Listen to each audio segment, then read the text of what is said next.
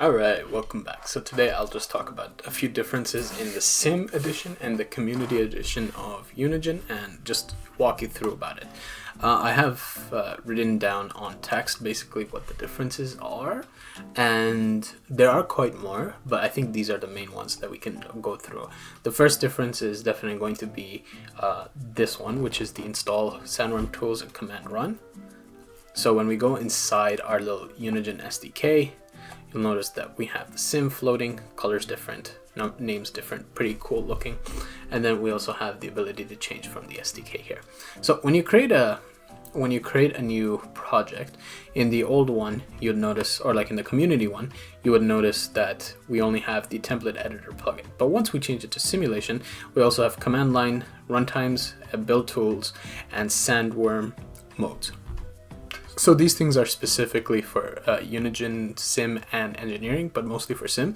And the Sandworm is basically your real-world generator for the project. Now, we also have all plugins from the Add-On store that we can check in. So if I go into the store.unigine.com, we can basically check right here that almost everything, actually everything, is pretty much open for us. So like the industrial assets, the georeference, the airport, the IG aviation. I believe also the most important one that I liked, definitely this weather one. And it had like rain, snow, thunder. It was pretty cool. I'm gonna definitely use it for the devlog. The next big thing is the Sandworm Tool.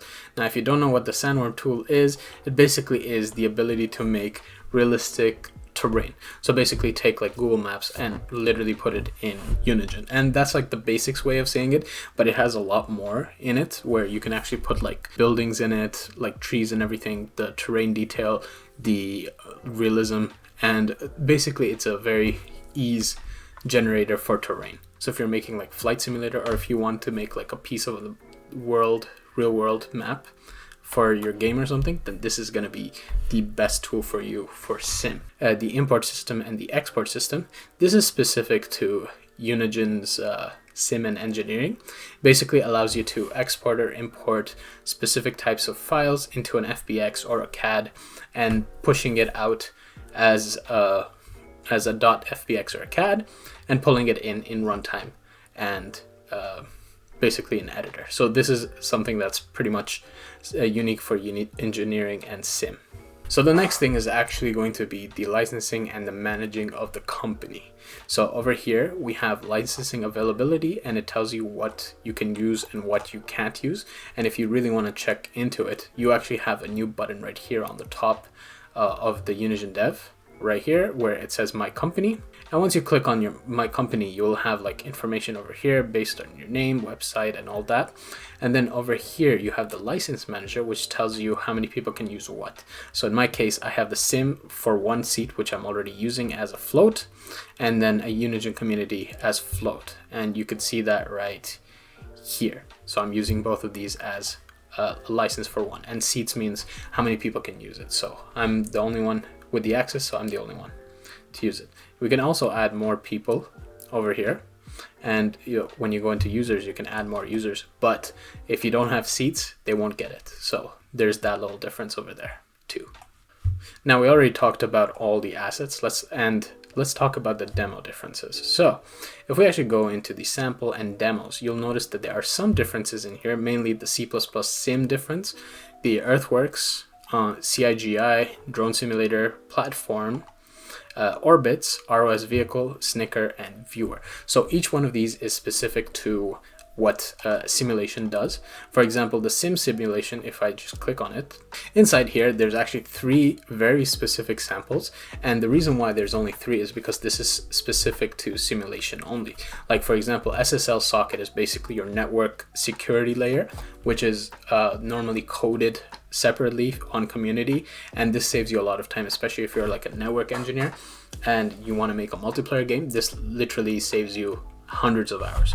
So you have something like this. This vehicle is very specific to real life simulations, so there is a lot of differences from like a regular vehicle sample. And then rope actually simulates real life rope systems in simulation. Now we can show you guys how to do that in community because I already kind of know how to do it, but it basically saves you time from here.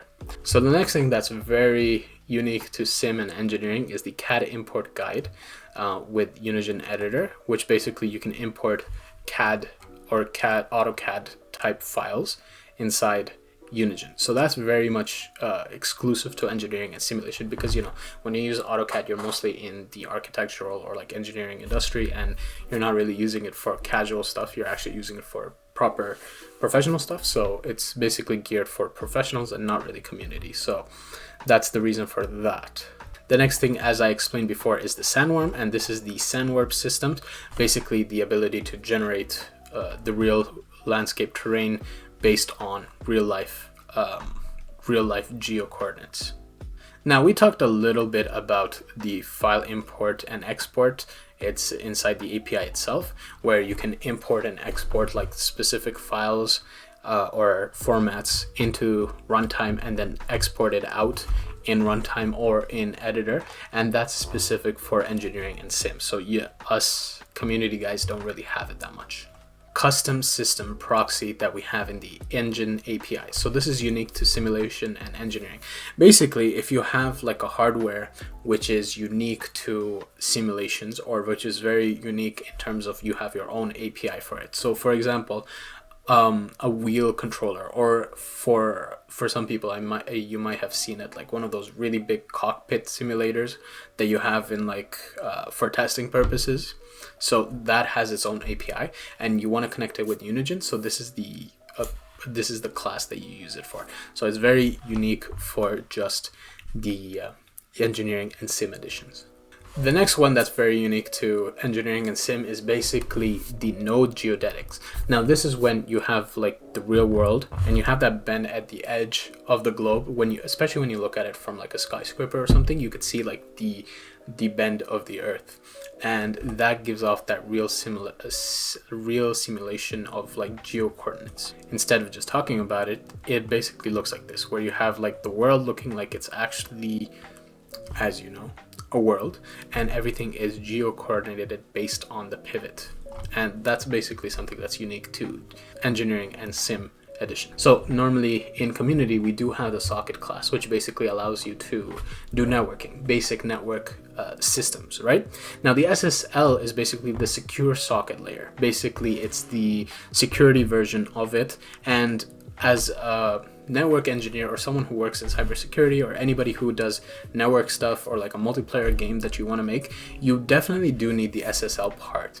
Now it's not to say that you can't make it in community. You could definitely make it yourself. It's just the hundreds of hours that you're going to waste or use up trying to make a perfect version of it when you already have one in sim. So to anyone who wants to make like a multiplayer game that's a little bit more realistic, or it has like MMO or anything that's multiplayer related, this might be the biggest reason why you want sim edition, because of the SSLSocket. Now, if you're someone who's experienced in this and you want to make it from scratch yourself, you can definitely stay with the community and do the socket, but you're going to have to make that extra security layer, which you already have it in sim.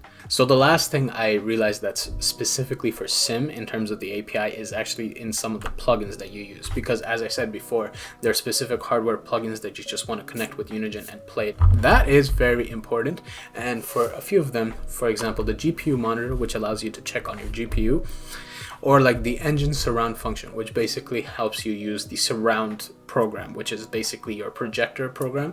So if you have like a projector, it can help you basically project Unigine virtual in real life. And then the next one is also the ARTTracker, which is basically advanced real-time tracker. You have like a bunch of sensors on yourself and you move around and it basically checks it out. And there's also like a lot of sensors for a car or something, and I didn't look too much into it, but it's basically simulations for real life into the Unigine.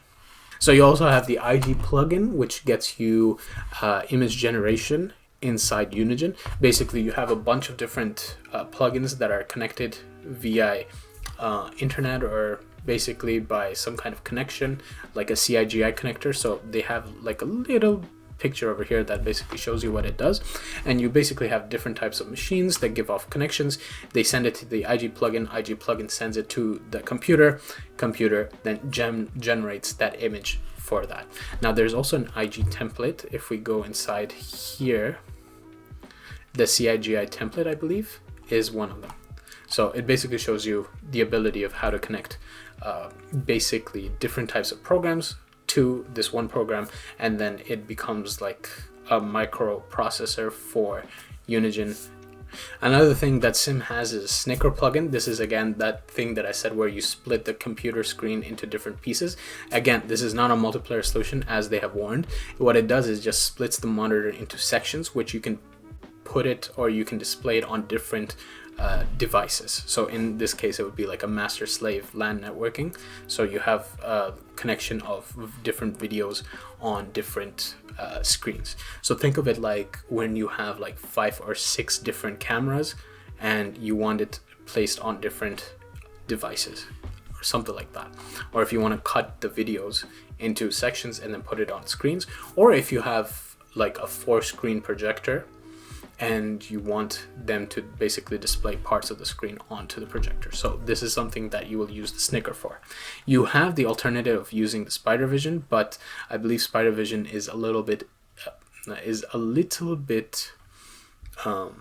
limited compared to the Snycker one. But I am not really sure since I haven't used both of them, so I cannot say for sure. There's also the TeslaSuit, which is basically a haptic suit from Tesla. Not the Tesla, but TeslaSuit. And it's basically for, as it says, Windows only. And it allows you to basically get haptics feedback, biometry, user motions, and information on the suit. And the last one, VRPN, is specific to virtual reality.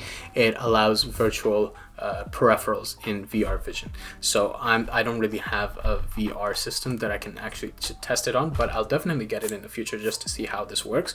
And it takes over like network movements on the VR.